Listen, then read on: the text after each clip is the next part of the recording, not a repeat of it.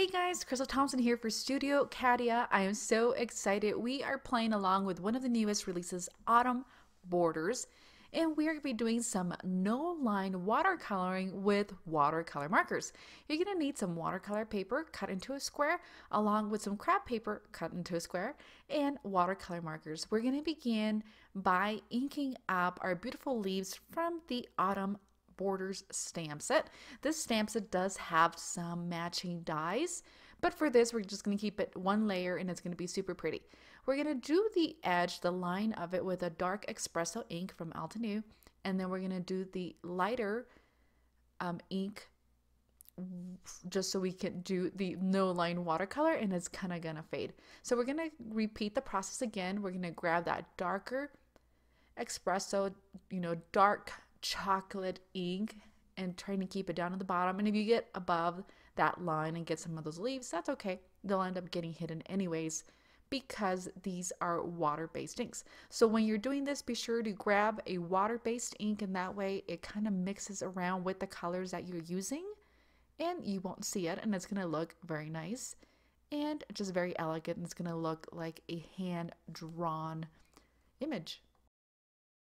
All right, for this sentiment, we're going to be using "We're Grateful for You" with black ink. We're going to stamp that right on the center of our card. Going to just rock it, hold it a bit so the paper can really suck that color in. And I'm using 110-pound Nina cardstock. All right, guys, I'm going to begin by coloring my images. I have the yellow of the Zig Clean color markers, and I'm using a nice little portion of plate that I've drawn a little of that color. And so what I'm doing is I'm adding the shadow directly to the leaves and alternating what leaves I'm going to color in this color, and then I'm going to move on to the next color. Be sure to not color images that are right next to each other, and the reason why is that if they are wet, they're going to blend with each other and you're going to have some color run. We're going to continue on with this beautiful orange. I wanted to select really fall colors. Our next one is a lime green, and we're not going to leave these guys lime green. We're going to add some of that brown to really make it look like the leaves are turning.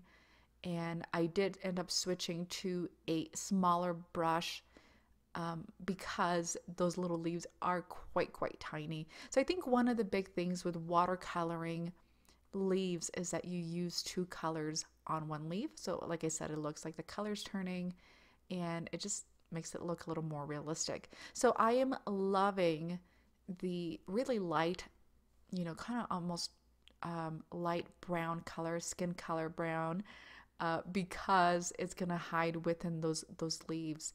All right, we're gonna finish up by adding that red, and that kind of red ended up kind of pink. So I grabbed some of the orange to really add some more depth into the leaves, and just again coming in and finishing in all those little colors. So it did take me about 10 minutes to do this image, and honestly you could still see it, but it still looks very delicate, very hand drawn.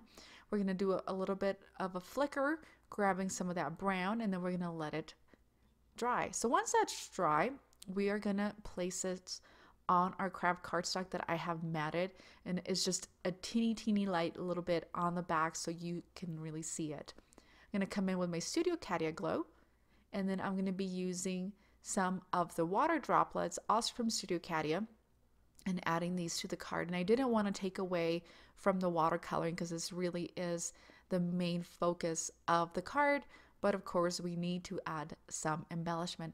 And that does it, guys. Thank you so much for joining me today. This is Crystal Thompson for Studio Katia, doing some no line watercoloring with watercolor markers. Have an awesome day.